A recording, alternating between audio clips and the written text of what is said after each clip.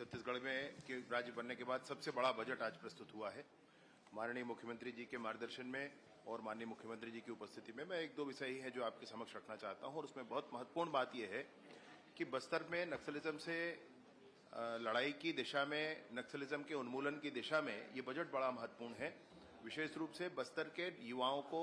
किस तरीके से होम स्टे के साथ जोड़ना, किस तरीके से कुटीर उद्योग, लघु उद्योग के साथ जोड़ना, किस तरीके से लघु वनोपजों को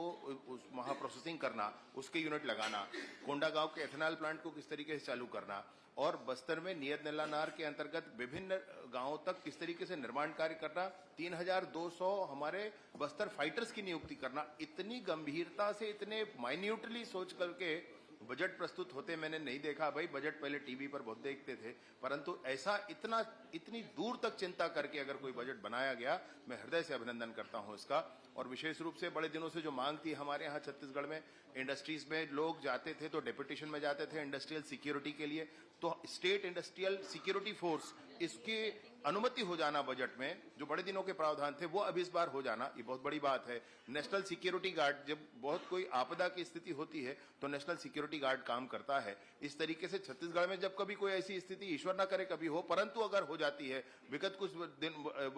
समय के विषयों को ध्यान रखकर, तो स्टेट सिक्योरिटी गार्ड का भी हम फॉर्मेशन कर सकेंगे। यह भी एक बात बजट में आ जाना, ये बहुत अच्छी बात है। साइबर क्राइम जिस तरीके से बढ़ रहा है, तो नए साइबर थानों को, नए साइबर क्राइम के प्रावधानों से लड़ने के लिए और इंफ्रास्ट्रक्चर साइबर क्राइम के लिए डेवलप करने के लिए जिस तरीके से माइन्यूटली सोच करके बजट में प्रावधान किया गया, ये बहुत अच्छी बात है। और सबसे विशेष बात मैं आपसे कहना चाहता हूं, जो पंचायत विभाग का है, वैसे आप इसमें भी देखेंगे साइंस एंड टेक्नोलॉजी में तो अनेक टेक्निकल पार्क बनने वाले हैं। नया रायपुर में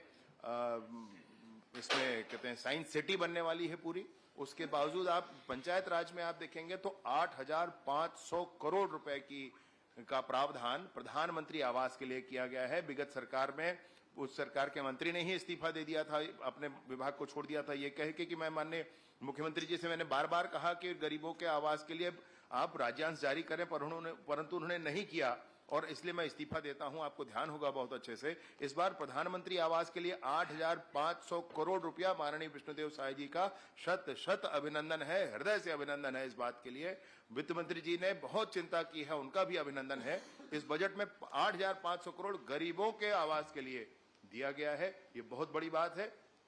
सारे विषयों पर बजट आप देखेंगे तो बहुत गंभीरता से चिंतन करते हुए, बहुत दूरी तक एक एक चीज को सोचते हुए, और सबसे बड़ी बात मैं आपसे कहूं कि अगर पूंजीगत व्यय पिछली बार 22,000 करोड़ से बढ़ाकर इस बार 26,000 करोड़ के आसपास किया गया है, उससे अधिक किया गया है, पूंजीगत व्यय बढ़ा है, और आप देखेंगे कि सेस भी कम हो गया है और पेट्रोल का रेट भी कम हो गया है। तो जब पूंजीगत व्यय बढ़ता है तो टैक्स बढ़ाया जाता है, परंतु ये जादूगरी का बजट है। आप खुद सोचें कि इसमें पूंजीगत व्यय बढ़ रहा है, फिर भी उसमें टैक्सेशन कम हो रहे हैं, और ये प्रावधान तभी संभव हो सकता है जब चिंता करके राज्य सरकार के आय को बढ़ाया जाए। पिछले 1 वर्षों में लगातार इस बात पर मेहनत करके राज्य सरकार के आय को बढ़ाने की कोशिश की गई, और तब यह साहस किया गया कि टैक्स भी कम कर लिया जाए और पूंजीगत व्यय भी बढ़ा दिया जाए। बहुत शानदार बजट है। माननीय हमारे मुखिया, हमारे नेता, प्रदेश के मुख्यमंत्री माननीय विष्णुदेव साय जी का इस पूरे मार्गदर्शन के लिए हृदय से आभार और अभिनंदन है। वित्त मंत्री जी ने बहुत मेहनत की है, उनका भी हृदय से आभार अभिनंदन है। उनकी पूरी टीम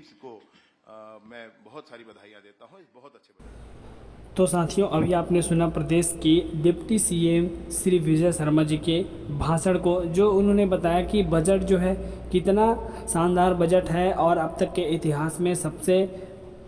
शानदार बजट यहाँ पर छत्तीसगढ़ प्रदेश के वित्त मंत्री श्री ओपी चौधरी जी और प्रदेश के मुख्यमंत्री श्री विष्णुदेव साय जी के नेतृत्व में यह जो बजट है वो पेश किया गया है। और इसके चलते अब प्रदेश में 3200 नए बस्तर फाइटर्स की जो है भर्ती होगी, और इसी तरह से प्रदेश में जो है यहाँ पर नेशनल सिक्योरिटी गार्ड की भी भर्ती की जाएगी, और भी बहुत सारे तमाम जो बजट से लेकर जानकारी है मंत्री जी ने हमें बताया।